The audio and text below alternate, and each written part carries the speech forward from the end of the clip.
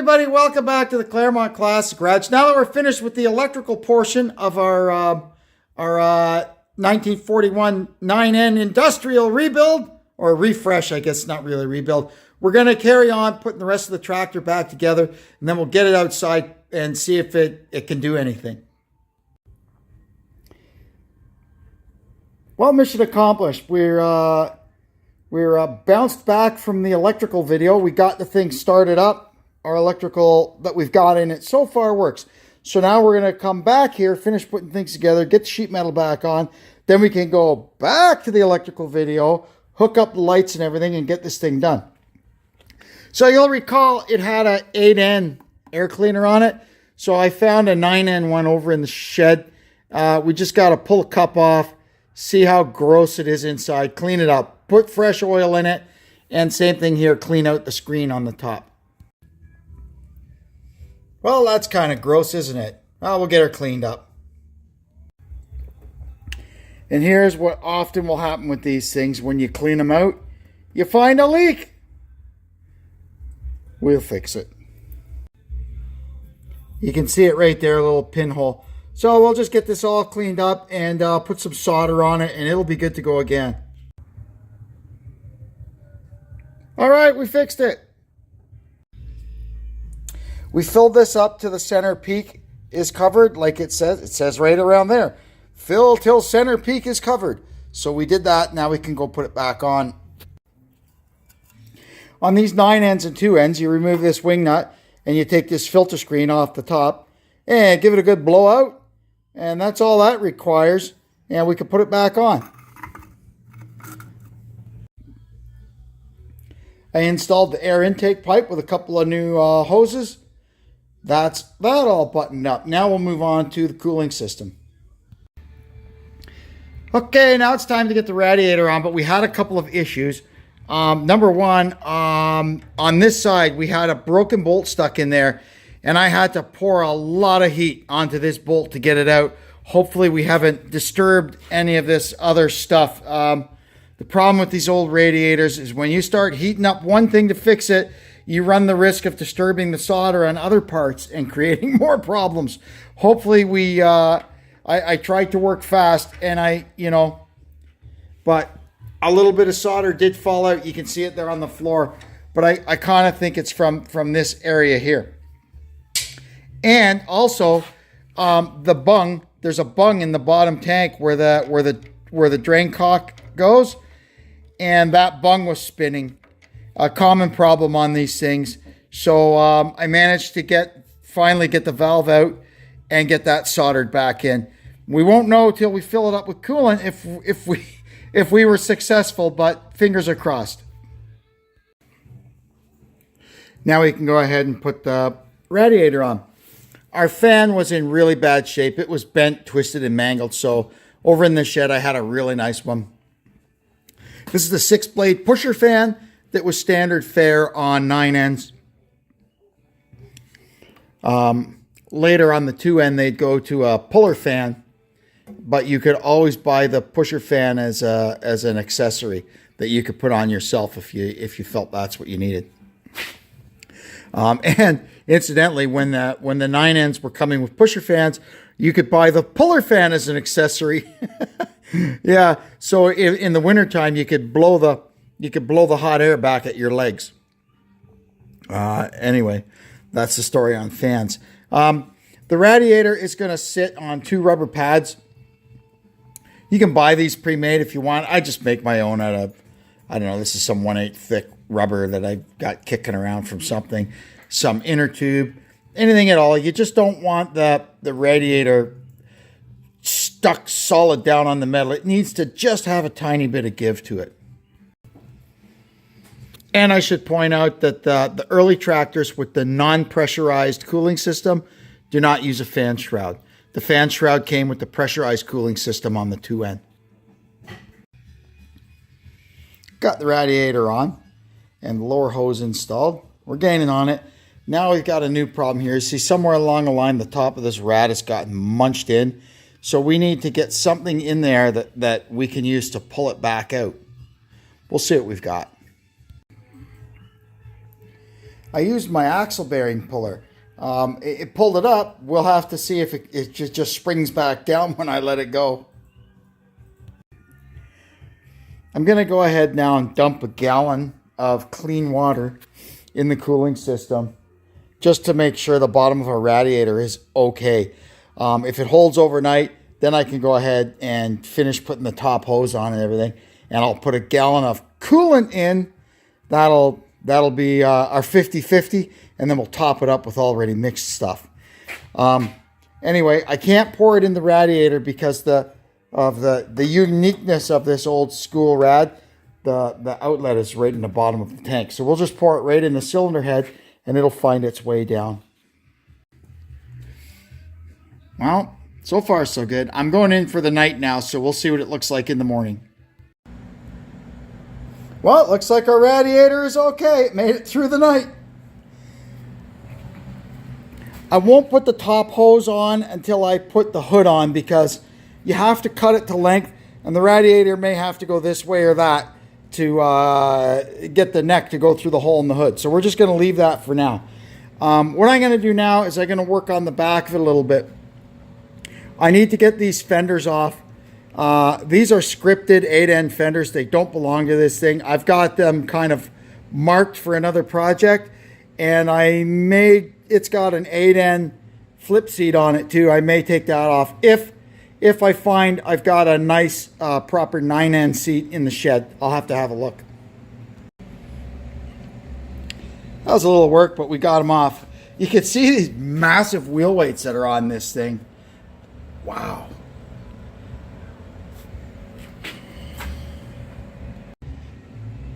And in the shed, I found a decent pair of fenders from a late 1940, which will be fine for this 41, as well as a proper 9-hole 9N seat. Top of the axle housing is cleaned up. The bottom of the fender, the contact points on the fender I cleaned up. I'll put some dielectric grease or something on there to protect that. We've got our bolts all cleaned up. This should go together great. Sometimes if I got an old tractor and I'm just trying to get some lights to work on the fender and I can't get it ground, what I'll do is just, you come in the side here with a self-drilling screw, and it'll burrow its way in there and make it ground for you. It's kind of cheesy, but works in a pinch. While the fenders were going back on, I realized that the bolts were long enough to reach through an extra hunk of steel, so I added a pair of sway control brackets and pins on the back of it. So if need be, we can put the sway bars on it. Now it's time to see about getting our hood on. When we got this thing, it was missing the grill and it was missing the hood sides. The front of this thing is flattened. I can see they've been smashing it into stuff to stop it. So we're going to flip it upside down and see if we can get the front of the hood kind of knocked back out a little bit. We've got a grill over there from our good used parts supply and a couple of hood sides. They're going to need a little bit of work, but at least we have them. These things always have some kind of story to tell, and this one is no different. You can see right across here, this is supposed to be bent like 90 degrees, and they've bent it flat. So we're going to just kind of work at that and get that bent back around, and then we'll have something to work with. And then we'll probably be able to get in here with a little scissors jack and push that back out, and then work on these corners with the hammer a little bit to give it the strength back, and it should stay. And then we'll be able to get the grill in. Needs a little more dolly work along here too, where the hood sides go, but not all that bad. At least it's not all rotted. So we're starting to get that back into shape. That looks a lot better. Now we got to get the front of it pushed out. I got the front of the hood pushed back out so the grill mostly sort of fits. And we can, this corner was busted. I welded up that corner to give it a little strength again. Now we can get it back on. Now it looks like it did when we started this job. But, well, at least now the top of the rad sticks through there like it's supposed to. Well, we'll find out what happens when we put the hood sides on. And I found a reclaimed Ford badge to put on the front of it. Very important. Now we can get the hood sides on. On these old 9Ns with the big square tank rad, it's a little different than 2Ns and 8Ns. There's 2 bolts, like always, that come down from here. And then this tab here, a bolt goes through there. And then there's another little, like a little bracket, like an ear that comes over and connects those to those. And then all the while, we kind of leave everything loose till we get the grill fitted, and then we tighten everything together. It's a little monkeying around, especially when the stuff is old and mangled like this. You have to do some beating and banging as you go, but we'll get it all fit. Whew, that took a while. A lot of fighting. The more mangled and mashed your front end stuff is, the harder it is to get it all lined up. It's a pain in the neck on these old 9Ns because there's so many bolts you got to get in. The 2Ns are easy. There's 2 bolts here and 1 through the side and the bottom of the dog leg. And no matter how mashed they are, you can usually get them together. But this one was a bit of a test. Anyway, we got it. What we had to do down in here, right at the bottom, it's hard to see. Let me see if I could put the flash on. On these 9Ns, these little brackets that connect the hood sides to the axle support are always missing, but they're easy to make out of just a piece of flat tin. So we did that, and that's it. Our nose is on solid.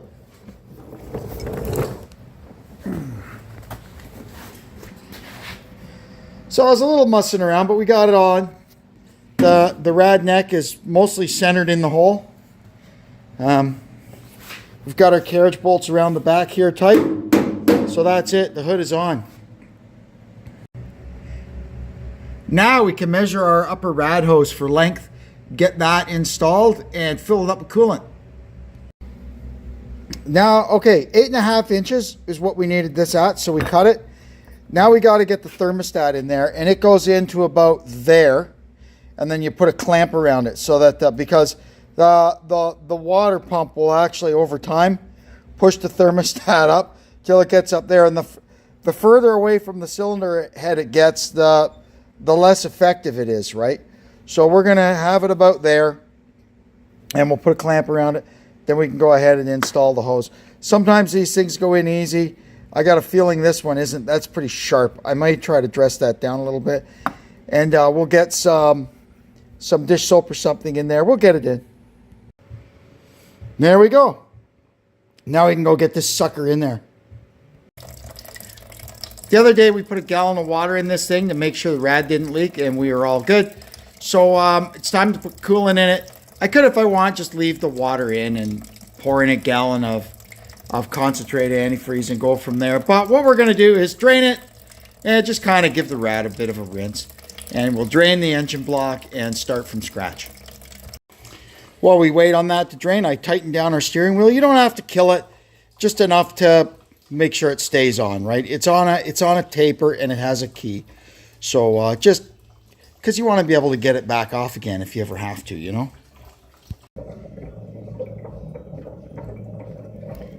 Gurgle, gurgle, gurgle. That's 2 gallons in it now. We'll see how much more it takes. Well, the top tank is about half full and it stopped gurgling, so I think we're just going to leave it there. We'll see if we can get our old cap to fit and on to something else. I put the fuel line back on and I kind of straightened out the lid of the toolbox as best as I could and sat it back on there. It's just held on with this clip because remember the hinge is broken. When I actually go to fix this thing up nice, we'll put a piece of piano hinge on the back of that and get it working again. But for now it's there. It's not going to get lost. What we'll do, once I get it outside, the last thing I got to do once it's running is get this set up so that we talked about this before. When you push the clutch, you go down so far to disengage the clutch, and then the rest of the way it applies the brake. So you can drive the thing with 2 feet. That looks pretty darn good, eh? So now that we've got it, the electrical all done, we're going to, last thing we got to do is get this thing outside and try it out. But first, I got a few little doodads. I'm like the accessory king. I like to accessorize things, just especially these old tractors, because there was so much available for them back in the day. So we'll put a few doodads on this one, and I'll show you what we got. First thing is a spinner knob. Every tractor has to have a spinner knob. I got this bumper off some old wreck, so we'll see if we can get it on there. It should just go on these two bolts. I put a pair of step plates on it that I had kicking around. They're an accessory I used to buy and put on. These same ones, they fit 9 ends, 2 ends, and gray Fergusons. They're a handy thing, especially on these 9 ends, because there should be a big heat shield on the exhaust. This isn't even the right exhaust. This is an 8-end exhaust, which is what they all end up with, which is a whole nother story. But this thing, the heat shield ends up long gone, and the exhaust barbecues your foot. So an easy way around that is to stick a pair of these step plates on it. And they look pretty cool too. Now all I got left to do is clean up this mess a little bit so I can get this here tractor out that door, and we got to take it for a spin around in the yard and just double check our carburetor setting, make sure that's okay. And we've got to get this clutch brake, or whatever you want to call it, set up. Ignition is on. Fuel is open. Let's see if this thing will start.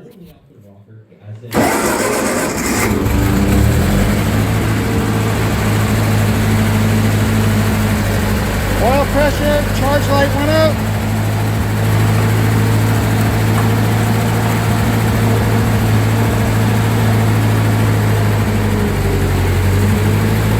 The clutch works, yay! If anything, we got the clutch fixed.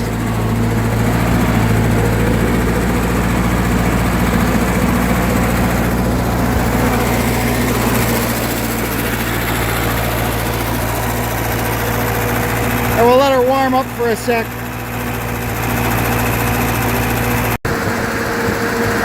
The pusher fan really pushes. You should feel how much air is coming out. It's really weird to walk past the front of an engine and get blown on. But that's what the pusher fan does.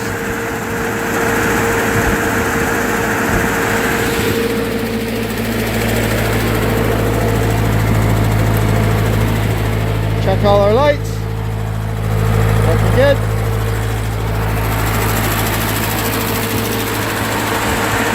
Looking good. Okay, let's see if she'll idle down.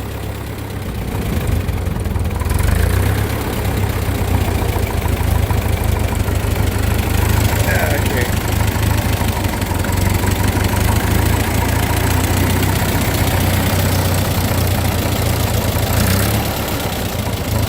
The idle stop is in there. It's tricky to get at.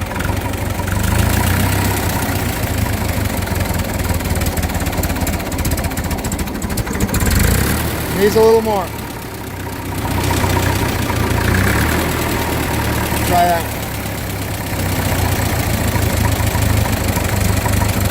Yeah, there you go.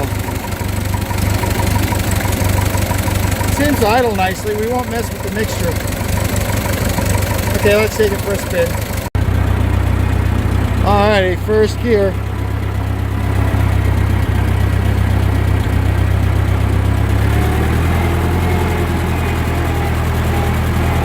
So far, so good, eh? Let's try second.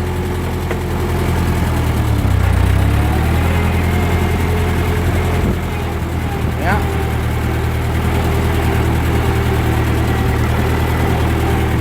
Third.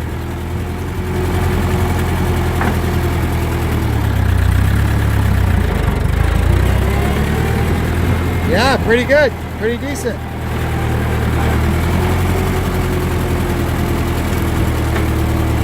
Okay, reverse.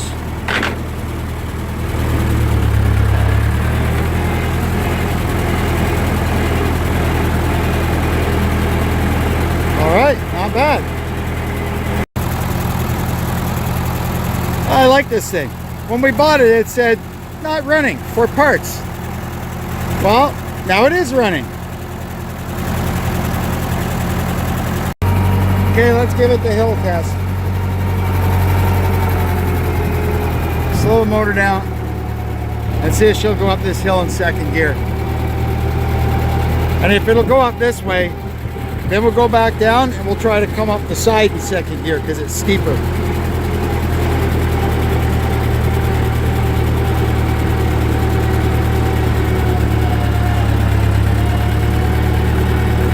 Oh yeah, this thing's good, man.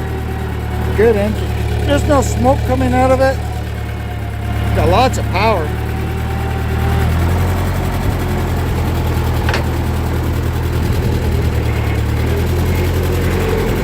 Yeah, let's go back down and try and come up the side of the hill.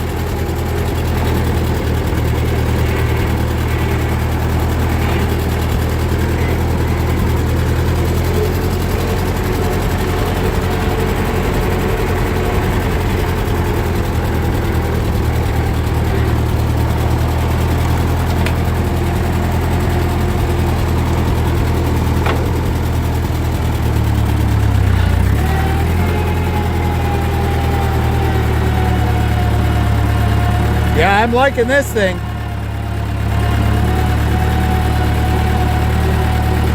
Super. I'm going to set this up. I learned when I was out driving around that the clutch goes down to about there to be fully released, right? So we got to remember that. Now, what we're going to do is just snug the bolt up on this pawl a little bit. Can we call that a pawl? I don't know. And we're going to rotate it so it's right against, the clutch pedal. Now what we're going to do is push it. You can see that rotating on the brake shaft down to there where our clutch is fully released. Now we can go back here and finish tightening that. And I'm going to blast it with an impact gun is what I'm going to do. Watch your ears.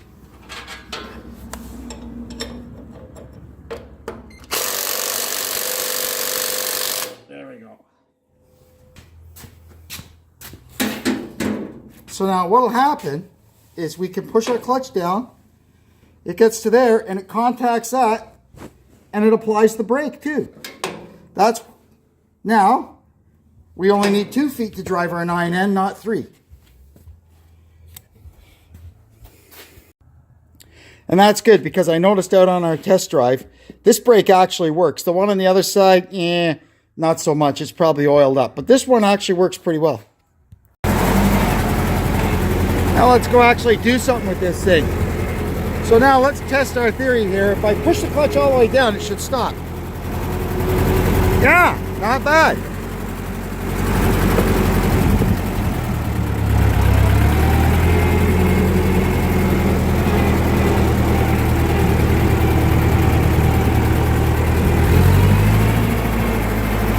Okay, let's do a little work. Doesn't seem to have too much oil pressure when it gets warm, but the gauge moves, so that's all right. They'll run for years like that. Look, we're doing some work. We're moving a trailer. Well, that's pretty good. We could put this baby back to work and it can enjoy its second, third, fourth, seventh, 10th life. Who knows? Who knows how many lives this old thing has had, eh? Anyway, we're just glad that it's here now. So that'll wrap it up for this one. Our 41 9N Industrial is back on the prowl. Anyway, I'm going to leave it there. I hope you enjoyed this. Hope you got something out of it. Hope you'll come back and see us again in the Claremont Classic Garage. And until then, I'm Kevin saying so long for now.